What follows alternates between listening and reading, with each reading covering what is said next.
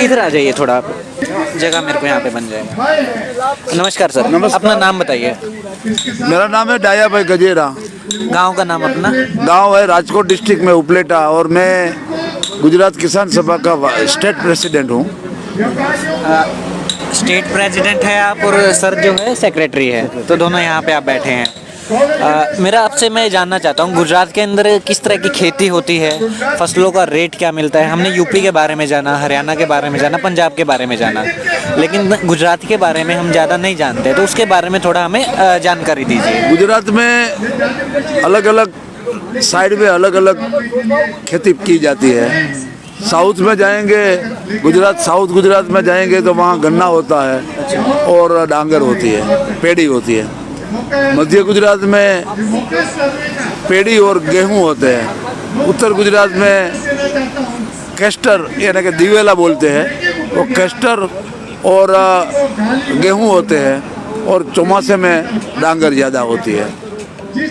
सौराष्ट्र में जाएंगे तो कपास और मूंगफली होती है। ये अलग अलग खेती उसमें की जाती है। लेकिन सबसे भाव का जो सवाल है, अलग अलग स्टेटों में जो भाव मिल रहे हैं उससे गुजरात कोई अलग नहीं है। गुजरात में भी आज एमएसपी के हिसाब से खरीदी नहीं होती है। गई साल गेहूं तो गेहूं का एक दाना भी सरकार ने खरीद नहीं किया है। ये साल आज भी कपास की खरीदी नहीं हो रही है। दूसरी ओर देखें तो मूंगफली की एक की खरीदी होती है, तो खरीदी में आज एक किसान के पास सिर्फ 2500 केजी मूंगफली ली जाती है, इससे ज़्यादा नहीं ली जाती। तो खरीदी में भी रिस्ट्रिक्शन यानी कि प्रतिबंध रहता है, इतनी ही खरीदी जाती है। क्यों प्रतिबंध क्यों है? मतलब मूंगफली पे सरकार पहले से नक्की कर लेती है। समझ लो ये साल गुजरात में 32 लाख टन मूंगफली होने वाली थे। सरकार ने नक्की किया, तय किया कि हम सिर्फ 8 लाख टन खरीद करेंगे, बाकी खरीद नहीं करेंगे। तो बाकी का क्या होता है? बाकी ओपन मार्केट में बेचेंगे। ओपन मार्केट में बेचेंगे तो किसानों को भाव नहीं मिलेगा, क्योंकि जब किसान की पैदावार होती है और तब ये खरीदी नहीं होती है, उसके 2 महीने बाद खरीदी की जाती है। तो ज़्यादातर ज़रूरत वाले जो किसान हैं उसकी तो सिर्फ उसके आधे पौने दाव में अपनी पैदावार चली जाती है। किसान वहाँ भी परेशान है। गुजरात मॉडल, ये गुजरात मॉडल आप देश को प्रधानमंत्री ने बताया, लेकिन गुजरात मॉडल तो मैं समझूं गुजरात मॉडल लूट और काला बाजारी का उस पे आते विस्तार हैं। पहले हम जानकारी एक बार बताइए हमें। जैसे कि आपने इतनी सारी फसल बताई, रेट तो ज़्यादातर में किसानों को फायदा होता नहीं, लेकिन उन सारी फसलों में भी वो कौन सी फसल है जिसके अंदर ज़्यादातर किसान उगाना चाहते हैं, जिसमें ज़्यादातर उनका जो खर्चा है वो पूरा हो जाता है? कौन सी फसल वो ज़्यादा उगाना पसंद करते हैं? इसमें जो मैं बताता हूँ तो ज़्यादातर गेहूँ, कपास यानी कॉटन, गन्ना, कैस्टर, ये सब चीज़ ज़्यादा बोना चाहते हैं, क्योंकि उसमें ज़्यादा पैदावार होती है। जो कठोर बोलते हैं, तुअर बोलते हैं, मूंग बोलते हैं, उड़द बोलते हैं, वो लोग नहीं बोते हैं, क्योंकि उसकी पैदावार कम होती है और भाव भी इसका ज़्यादा नहीं मिलता। तो किसानों की आमदनी जो है उसको हमारा रोकड़िया पाक बोलते हैं। रोकड़िया पाक यानी कि जिसमें तुरंत कैश मिले, ऐसे पाक ये चीज़ है, तो उस उधर ज़्यादा ये लोग बोते हैं। लेकिन पैदावार में सरकार की जो सब्सिडी होती है, सरकार की जो मददगारी होती है, वो आज भी नहीं है। गुजरात में आज 35% जमी खेती को ही इरिगेशन का सिस्टम हासिल है, दूसरी जगह पे वो नहीं मिल रहे। 65% जमीन वो सूखा है। सूखा जमीन में ज़्यादातर आदिवासी जो एरिया है, बाकी जो एरिया है सौराष्ट्र का एरिया है, और मध्य गुजरात का जो एरिया है उसमें सूखा खेती होता है।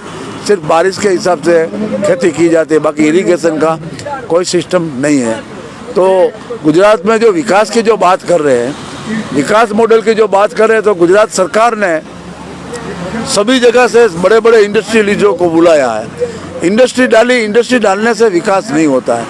इंडस्ट्री डालने से जो खेती ज़्यादातर रोजगारी खेती में है, तो खेती को आप छुड़वा के कारखाने के लिए मजदूर पैदा करना चाहते हैं, ये विकास नहीं है। विकास तो गांव में किसानी करके किसान अपना पेट भर सकता है और उसमें जो पैदावार में जो आय होती है, आवक होती है, इनकम होती है, उसमें से व्यापार चले, धंधा रोजगार चले, ये बात का हम विकास बोलते हैं। गुजरात में विकास की जो बात की जाती है, मॉडल की बात की जाती है, तो गुजरात में आज 6000 प्राइमरी स्कूलें बंद कर दी, प्राथमिक शालाएं बंद कर दी। ये कभी की बात है?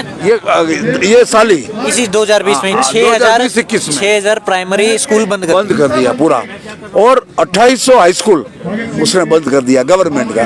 तो सरकारी तौर पे मिलने वाली, गरीबों की मिलने वाली शिक्षा अगर बंद की जाए तो आप समझ सकते हैं इसको विकास नहीं कहते। उसके पीछे कारण क्या बताया सरकार? उसके पीछे कारण ये सरकार बीजेपी वालों को चाल ये देश के लोगों के दिमाग में नहीं आई और गुजरात मॉडल करके सभी देश के पास से वोट हासिल कर लिया। आप समझ लो, मैं एक एग्जांपल आपको देता हूँ। नहीं, मैं पूछ रहा हूँ, जब जैसे उन्होंने बंद किया स्कूलों को कि 5000 स्कूल बंद कर रहे हैं, 250 बंद कर रहे हैं, तो उसके पीछे क्या बताया कि स्कूल घाटे में चल रहा है या बच्चे नहीं आ रहे हैं? मेरी बात सुनिए। सरकार कोई भी प्राइवेट सेक्टर को मंजूरी देता है और प्राइवेट सेक्टर को बढ़ावा देता है, इसलिए बढ़ावा देता है कि सरकारी जो खर्चा है वो कम हो।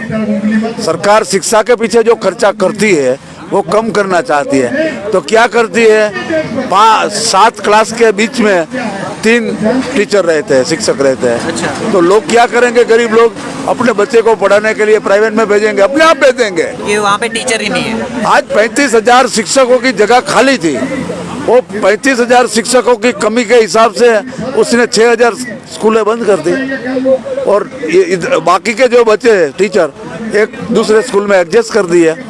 सभी ये काम सरकार करती है। इसलिए ये गुजरात की बीजेपी सरकार का आइडियोलॉजी है। मैं एक बात आपको बताऊं, आप पत्रकार लोग हैं और ये बात सभी देश की जनता को बताओ कि जब प्रधानमंत्री जी जियो का उद्घाटन करने जा रहे थे, तब उद्घाटन आज तक किसी मंत्री ने प्राइवेट उद्योग का कभी उद्घाटन नहीं किया, इसने किया। वहाँ उसके स्टेज के ऊपर से बोले थे, सभी को याद होगा कि BSNL को कुछ नहीं होने वाला। आज BSNL का क्या हालत है, खत्म कर दिया। BSNL को खत्म कर दिया, क्यों कर दिया? प्राइवेट को बढ़ावा देने के लिए। सरकारी जो बड़ी एशिया की बड़ी कंपनी थी BSNL, वो खत्म कर दिया। दूसरा एग्जांपल दूं, हमारी पाक फसल बीमा योजना सेंट्रल गवर्नमेंट चलाती थी। सेंट्रल में गवर्नमेंट का बोझ घटाने के लिए, स्टेट गवर्नमेंट का बोझ घटाने के लिए उसने क्या किया, तो उसने ये प्राइवेटाइजेशन कर दिया। विदेशी बैंकों, विदेशी एजेंसियों को, इसका बीमा एजेंसियों को प्रधानमंत्री फसल बीमा की जिम्मेवारी सौंप दी।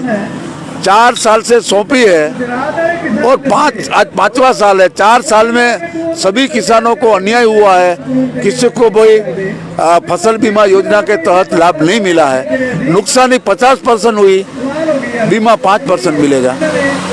जो 50% की नुकसानी में 5% बीमा मिलेगा, किसान थक जाएंगे। तो ज़्यादातर किसान फसल बीमा के लिए लड़ाई लड़ने लगे।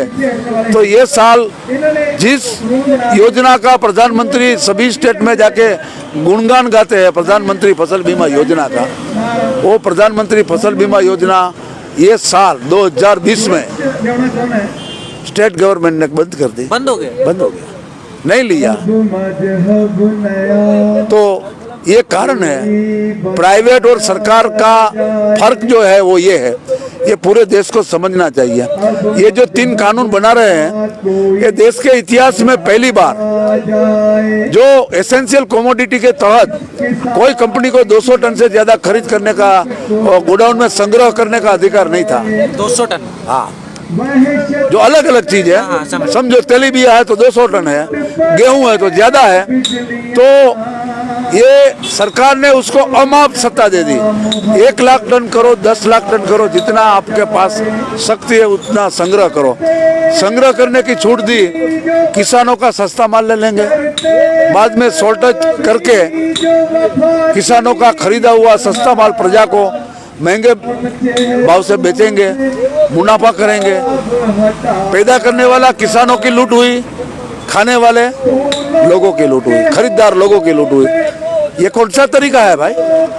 ये हम देश की जनता को बताने के लिए ये आंदोलन कर रहे हैं। ये आंदोलन किसानों का नहीं है, ये आंदोलन देश की जनता का आंदोलन है, क्योंकि ये आंदोलन से देश की जनता भी बर्बाद होने वाली है।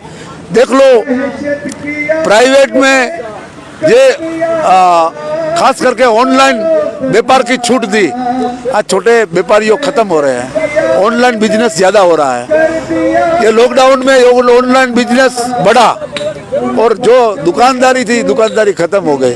दुकानदार को जाके पूछो, आज दुकानदारी खत्म होती जा रही है। तो ये आज भारत देश में 4 करोड़ लोग दुकानदारी चला रहे हैं, कभी उसकी रोजगारी की ये सरकार नहीं सोचती है। ये अपनी कंपनी वालों को पास, जो कंपनी के पास से जो पैसा लेके ये चुनाव जीतते हैं। हम बोलते हैं कि लिए चुनाव तो जीत जाते हैं, चुनाव पैसे से जीता जाता है, चुनाव प्रेम से, लगाव से नहीं जीते जाते। पैसा है, दादागिरी है, गुंडागिरी है, ये सरकारी तंत्र का दुरुपयोग करके ये चुनाव जीतते हैं। समझो, ये कानून राज्यसभा में उसके पास बहुमति नहीं थी तो ध्वनि मत से पास कर दिया, ध्वनि मत तालियां बजा के। वो पता है सर, हमने उसके ऊपर बार बार बताया है लोगों को, वो इलीगल तरीके से पास किया गया। तो समझ लीजिए, जो किसानों के हित की बात है, किसानों को पूछते नहीं है, किसानों को राय नहीं लेते हैं, इसका सुझाव नहीं लेता है, किसान संगठनों को नहीं बुलाते हैं, पार्लियामेंट में चर्चा नहीं करते हैं। तो ये बिल जो अगर किसी को देना चाहते हो तो उसको ये तो बताओ कि हम तुमको ये देना चाहते हैं। ये देश को देने वाले नहीं है, ये देश को लेने के लिए है। याद रखना, जिस कंपनी के सामने, ईस्ट इंडिया कंपनी के सामने गांधी जी और देश के जो लोगों ने लड़के ये देश को आज़ाद किया, फिर ये देश को आज़ाद करने के लिए देश की पूरी जनता को लड़ना पड़ेगा। ये देश को संदेश देना चाहते हैं, किसानों को ये संदेश देना चाहते हैं। बहुत बहुत शुक्रिया सर। एक बार आपका नाम और गांव का नाम फिर से बता दीजिए। मेरा नाम है दयाभाई गजेरा, गुजरात में राजकोट डिस्ट्रिक्ट है और मेरा उपलेटा एक शहर का नाम है, वहाँ मैं रहता हूँ। ये रिपोर्ट में आपको खेड़ा नाम है जगह का, ये शाहजहाँपुर बॉर्डर से आपको दिखा रहा हूँ। कैमरे के पीछे मेरे साथ ऋतिक है और मैं आकाश, सिटी 24 चैनल। धन्यवाद।